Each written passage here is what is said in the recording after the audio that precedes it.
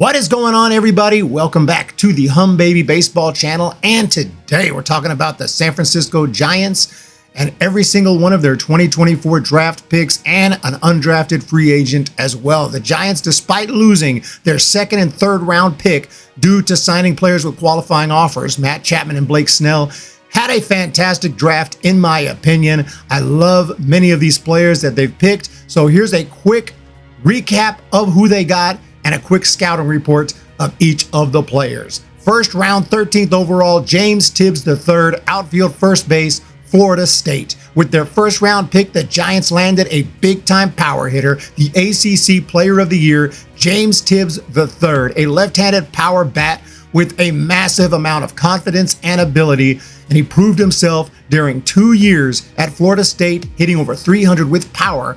But this year, he became a first-round draft pick after hitting .363 with 28 bombs in just 251 at-bats, which equates to about 60 for a full big league season. He does not strike out. He works a lot of walks. His OPS was around 1,300, and he'll likely play left field in the pros, which means maybe he'll be the first player since Barry Bonds to actually play left field on opening day 2 seasons in a row for the Giants.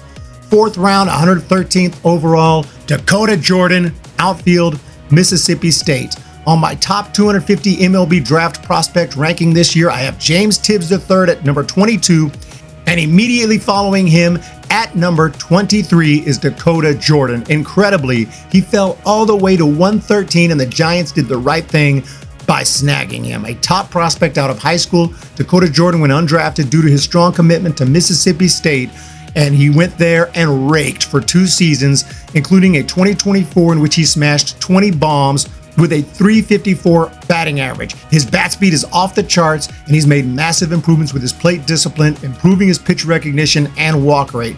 He occasionally will chase breaking balls out of the zone. He strikes out a little bit too much, but he has insane upside, and he can crush a baseball like almost no one else.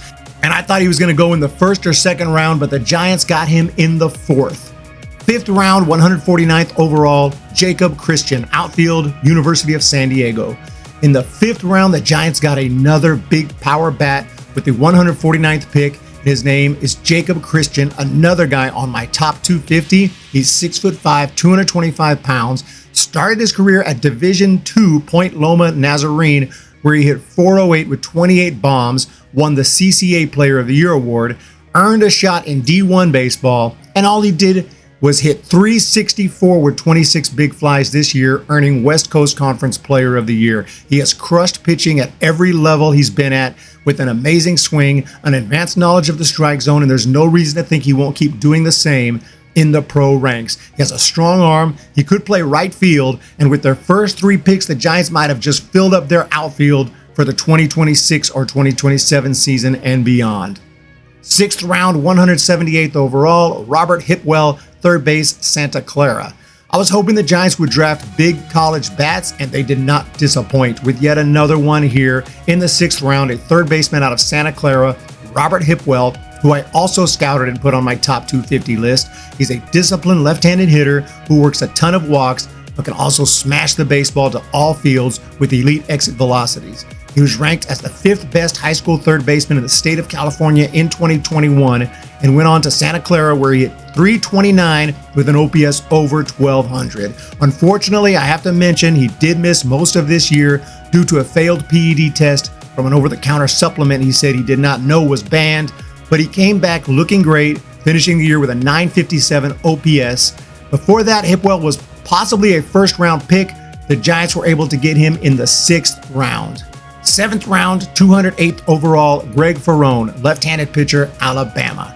In the 7th round, the Giants tap into some pitching talent at the University of Alabama with Greg Farone, who started his career at Herkimer Community College, where he completely dominated and even threw a perfect game. Farone ended up in the SEC at Alabama with stops in Louisville and various summer ball teams as well. He's a powerful 6'6" arm with a simple, repeatable approach, great mechanics, excellent stuff. His fastball is his best pitch. It sits in the mid-90s, but he can also throw a slider, curve, and changeup. And he had a 9.8 per 9 strikeout ratio in his D1 college career.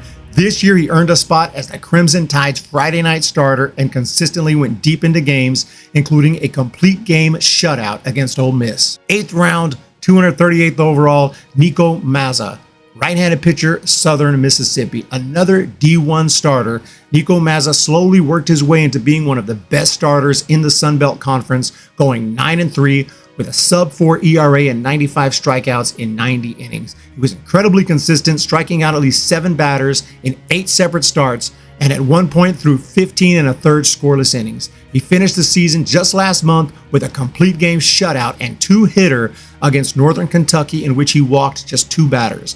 He has excellent control, a fastball that approaches triple digits, and even in high school he was considered a top prospect, ranked as the 2nd best arm in the state of Mississippi, and a 10 out of 10 at perfect game. He isn't the biggest guy at 5'11", but the stuff is undeniable, and he could move through the minors very quickly. 9th round, 268th overall, Zane Zielinsky, shortstop, University of Illinois at Chicago. Zielinsky is a 6'3" shortstop who quietly had a monster year at Illinois. Chicago this year, hitting .363 with 8 bombs, and also stole 20 bases, getting caught just 4 times. He had an OPS north of 1,000 and played elite defense as well. So he's a well-rounded 5-tool player who can pretty much do it all, including work walks. This year he had an incredibly impressive .449 on-base percentage, reaching base in nearly half of his plate appearances. He's only had one really big season though, and it's definitely unknown how he'll hit against professional pitching, but based on this year's performance, he has definitely earned a shot in the pros. 10th round, 298th overall, Cade Vernon, right-handed pitcher, Murray State University. Senior Cade Vernon has been a consistent arm and a total bulldog for Murray State for 4 seasons, starting 41 total games and throwing over 245 innings. This year he started 15 games and led the team with 75 strikeouts. He consistently gets into the 7th inning, and only twice all season did he fail to make it through at least 5. He has very good stuff, good command of all his pitches, but he isn't completely dominant. He'll give up some hits and runs, but he typically limits the damage and gives his team a shot to win the game, hence a solid 8-3 record and 4.67 ERA. He walked just 18 hitters all year long, and if he continues to trust his stuff in the pros and hit his spots, he could end up as a quality long reliever or maybe middle or back of the rotation starter. 11th round, 328th overall, Andy Polanco, outfield, Central Point Christian Academy. There's not a ton of info on Andy Polanco, but based on the few videos out there, he has tremendous bat speed and excellent hand-eye coordination, allowing him to make consistent contact, even on pitches out of the zone most hitters probably shouldn't even swing at. He's 6'4", 195, currently committed to Central Florida, where he'll go if he doesn't sign with the Giants. He has a powerful throwing arm. He can hit 98 on the mound with good speed, solid defensive capabilities, just an overall solid guy to watch closely in San Jose to really gauge his potential. 12th round, 358th overall, Zander Darby, 3rd base, UC Santa Barbara. UC Santa Barbara had an incredible team this season, resulting in 6 of their players being drafted into the pros. One of them, Zander Darby, I personally scouted and placed at number 54 on my top 250, meaning I saw 2nd round talent. The Giants got him at 358, and I placed him so high mainly because of his elite performance with a wood bat in the Cape Cod League. He hit .292 in 2023 with an on-base over 400, facing some of the best pitchers in the country. He also raked with a wood bat in the West Coast League back in 2022, and at UC Santa Barbara, he showed power potential with 20 bombs. He posted elite contact rates, he limited his strikeouts, and he worked a lot of walks. In batting practice, he crushes the ball all over the field, and his stats are impressive. They're not insane, but I just see big league potential in this guy. His overall game is very impressive. I'm excited to see how he progresses through the Giants farm system. 13th round, 388th overall, Drake George, right-handed pitcher, Lewis Clark State College.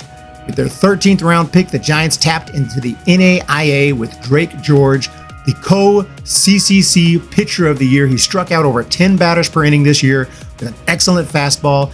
Consistently goes deep into games, including one 9-inning complete game. He only gave up 4 home runs all season long, and incredibly, his team won his first 11 starts of the year. George did give up 72 hits in 66 innings and walked 21 batters. Just needs to improve his command and gain more trust in his secondary pitches.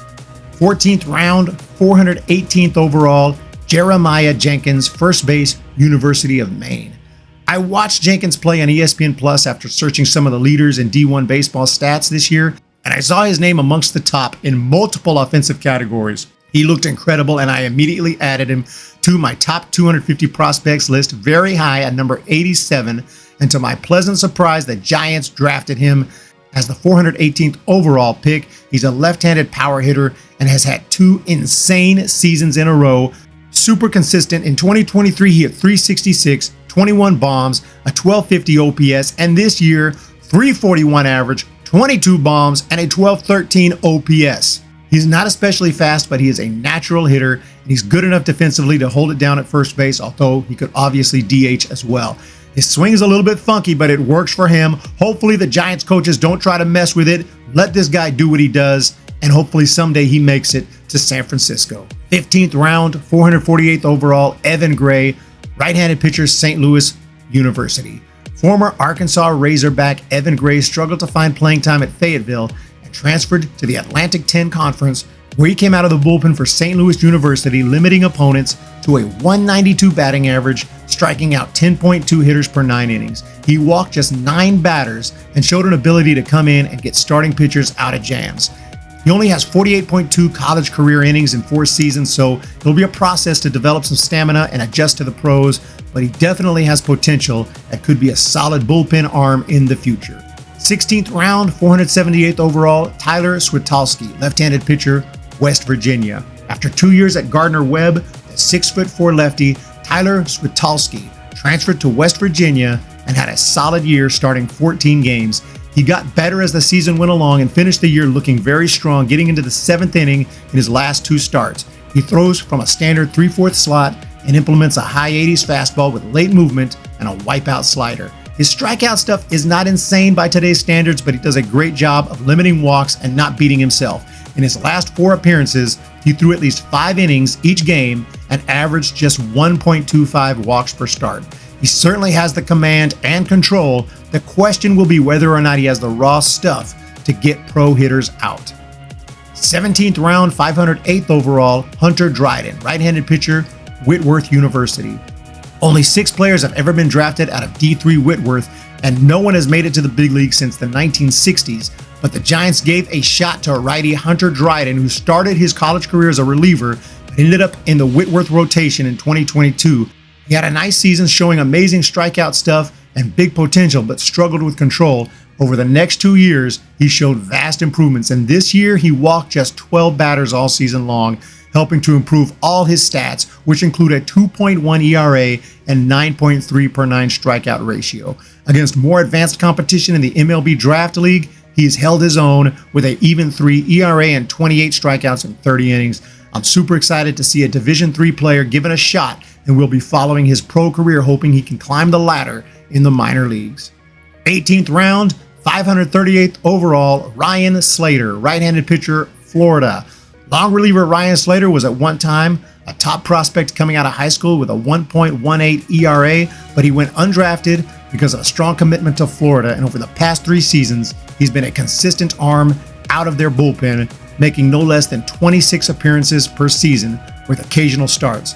He has some impressive stamina for someone primarily used as a reliever, and threw 5 scoreless innings in an emergency start during the 2023 regionals.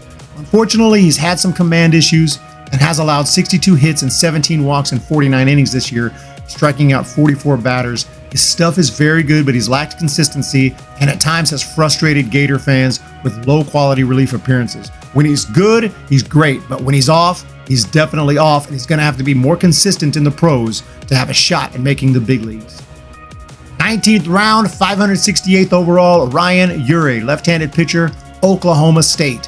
One of my favorite picks in the draft for the Giants comes in at the 19th round, and it's Ryan Urey, a player I personally scouted and ranked as my 196th overall draft prospect. The Giants got him at 568. The tall and imposing Ryan Urey, he's been turning heads since high school. He's already been drafted by the Rangers back in 21, but he went to Oklahoma State and absolutely overpowered hitters coming out of the bullpen with a heater that can touch 100 and a deceptive slider, resulting in a 13.5 per 9 strikeout ratio. He's 6'8". He brings visions of Randy Johnson and has a super high ceiling. The bad news is he has had injury issues. He had Tommy John. He didn't make a ton of appearances, just 9 this season, but the stuff is impressive. He hit 103 miles per hour in his first game back. If he can stay healthy, he could be a huge steal and an absolute weapon, especially against left-handed hitters out of the bullpen. 20th round, 598th overall, Fernando Gonzalez, catcher, Georgia. In the 20th round, the Giants used their last selection to take Fernando Gonzalez. He has a compact and athletic build, a very powerful arm, quick arm action, impressive pop times, and he can hit. He earned his way into the Georgia starting lineup and hit 292 with 9 bombs. He doesn't walk much, but he limits strikeouts and he has some good bat-to-ball skills. His ceiling is unknown right now. He could end up as a quality backup catcher, or he might never get past single A. We'll have to wait and see, but he definitely has some good skills. And an undrafted free agent, Ben Peterson, right-handed pitcher, North Carolina. The final guy to talk about in the Giants organization is an undrafted free agent out of North Carolina named Ben Peterson. Primarily, he came out of the bullpen for the Tar Heels. He has an electric fastball. It approaches 100. He's got some solid secondary stuff as well. It struck out 30 batters in 30 innings. Unfortunately, the issue is the control. 20 walks and 7 hit by pitches. So the stuff is excellent. This is a guy who just has to make big improvements with his control. He worked with the coaches in the minors. And if he get his control under control, then there is definite potential with Ben Peterson. And that does it for the Giants' brand new players. I waited a couple days to make this to see who they would sign as undrafted free agents. So far, I only see one, and that's Ben Peterson, but hopefully they'll sign a few more because there's still some serious bats out there that are unsigned inexplicably, and I'm hoping that the Giants tap into some of that talent, and I will be here to let you know when they do, if they do. Other than that, I really love this draft, especially the top with James Tibbs, Dakota Jordan, Jakob, Christian, and Robert Hipwell at the top, and then some really nice finds like Zander, Darby, and especially, I think, Ryan Ure in the 19th round. I think he's making it to the big leagues, and I think he's going to do some nice things out of the pen for the Giants someday. Could be wrong on that. You guys have a wonderful day. Hit that thumbs up, hit that subscribe. Let me know what you think about this year's draft, and we'll talk to you in the next video.